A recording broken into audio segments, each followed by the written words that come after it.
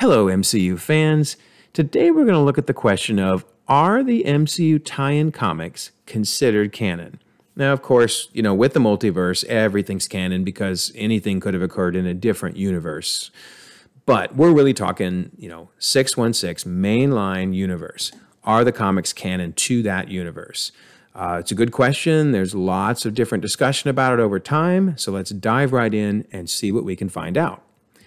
Now, it's important to note that the tie-in comics have been around basically since the start of the Marvel Cinematic Universe. I mean, the Iron Man tie-in entitled I Am Iron Man came out in 2008. So right at the start. And then more recently, in 2022, we got the Eternals 500-Year War, fleshing out more of the story around the Eternals movie. So pretty much as long as there has been a Marvel Cinematic Universe, there have been tie-in comics along with that cinematic universe. But the question is, are they considered canon? Well, in 2012, we got a really important answer to that question. Marvel came out with the red stamp, which if you saw that on a comic, it was basically saying this is canon. And Marvel basically took a stand, therefore saying if it doesn't have the stamp, it's an interesting story, it's inspired by the film, something fun, but it's not considered canon. But if it has this, it is. Now, of course, prior to 2012, not everything had the red stamp. So then Marvel also, explained which things prior to 2012 were considered canon. But going forward, this is like the gold seal of approval. If this is on there, it's considered canon. Likewise, we learned in 2015 an important quote, fleshing out Marvel's strategy. And this came from Will Corona-Pilgrim, who not only wrote many of the tie-in comics, but was also serving as the creative director of research and development at Marvel Studios. And he said, we have canon comics that are considered official to MCU canon stories. Then we have other comics that we consider more inspired by. The canon ones have that Marvel stamp, whereas the inspired tie-ins are much more about having another fun adventure with the Avengers. They're not considered canonical, though. They're just fun adventures with the team because we wanted to tell more Avengers stories. They don't really have a concrete place in the MCU timeline, though. So basically very consistent with the 2012 quote, but pretty much laid the mark in the sand. I mean, here's one of the creative directors of these tie-ins saying, yes, red stamp, those are considered canon. So, have the movies ever contradicted the comics? I mean, if they're considered canon, theoretically the movies should therefore respect the comics and not try to go against them. Well, there have been a couple key times when that's happened. The first is with the Guardians of the Galaxy Prelude comic, which came out obviously around the time of Guardians of the Galaxy Volume 1. It didn't take too long for James Gunn to tweet out, nope, not canon. I'm going to go a different direction in the future, not canon. Now, that's not surprising because James Gunn can be, pretty territorial with his properties. He also said that I Am Groot is not canon. And, of course, Marvel has said that it is and put it in the Disney Plus timeline. So just because James Gunn said that doesn't mean it's not canon. However, there is a pretty key contradiction in the Prelude comic versus what we saw in Guardians of the Galaxy Volume 2. In particular, the Prelude comic goes into the backstory of Nebula and Gamora's relationship and shows how Nebula became more and more cybernetic, right down to a situation where Gamora left Nebula with no choice but to cut off her arm. Yikes. But of course, in Guardians of the Galaxy Volume 2, we learn that Thanos made his two children spar against one another, with the loser having to get rid of a body part. And of course, poor Nebula was the one that was always on the losing end of that and kept losing her body parts, including her arm, in that fashion. So it turns out James Gunn was right in this case, that he was going to go a different direction. And the result was that this comic, at least, or at least this portion of the comic, was not considered canon. Now, another example is the Avengers Infinity War Prelude. This comic, kind of filled the gap between Civil War and Infinity War, and included how Steve Rogers and Bucky broke his team, if you will, out of the raft.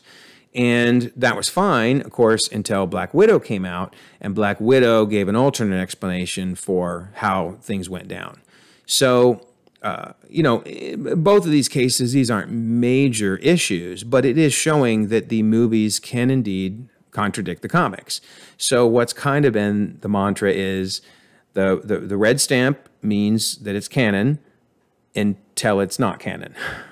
So if the movies decide to contradict it, well, then it's no longer canon. But until the movies do, then that means it's canon. That's fair. It's a good rule of thumb to go by. I do have to wonder if Kevin Feige had been in charge of everything, like he is now, would he ever have allowed the comics to be considered canon? And if so, would he have tried a little harder to rein things in? But regardless, I've never heard Kevin Feige go against this policy. So we have to assume that the red stamp comics are canon until they're not. So why do I bring all this up at this time? I mean, besides the fact I do think it's an interesting thing to talk about, I believe we're going to see Samuel Stearns make a new appearance. Now, if you don't remember this guy, there's good reason why, because he hasn't been around since 2008.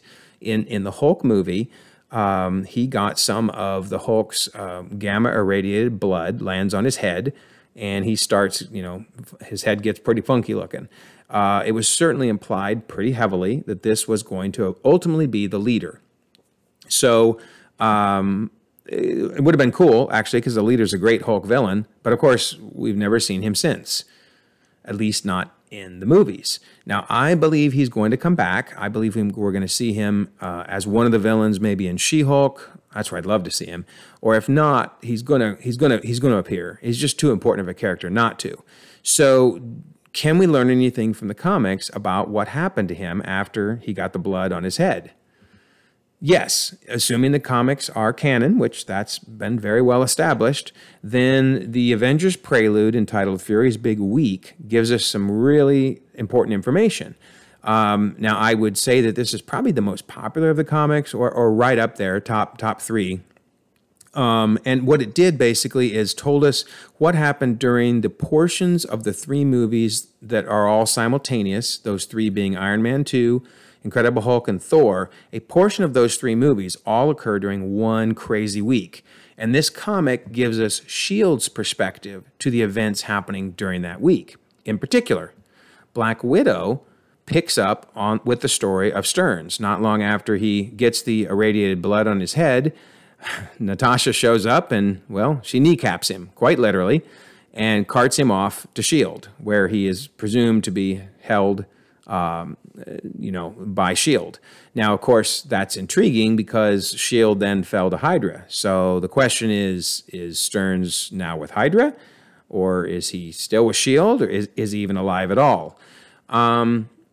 So, assuming that Stearns does show back up again, or more importantly, the leader shows back up, then this comic may give us some important backstory on what happened with him. And it'll be interesting to see that if he does come back, will they incorporate this as part of the history? I personally think it works really well. It explains what happened to him and sets up an interesting plot line with the Hydra connection. But I mainly wanted to share this because not everybody's read the comics. I would recommend if you can get a hold of Fury's Big Week, it's well worth reading. But if you haven't, this will be helpful information to have, assuming the leader does come back. So I hope you found this interesting. I certainly enjoyed researching it all. If you don't mind, if you can like the video, subscribe to the channel. There's lots more videos you can watch. And in the meantime, you can continue to enjoy the ever-growing, ever-expanding Marvel Cinematic Universe.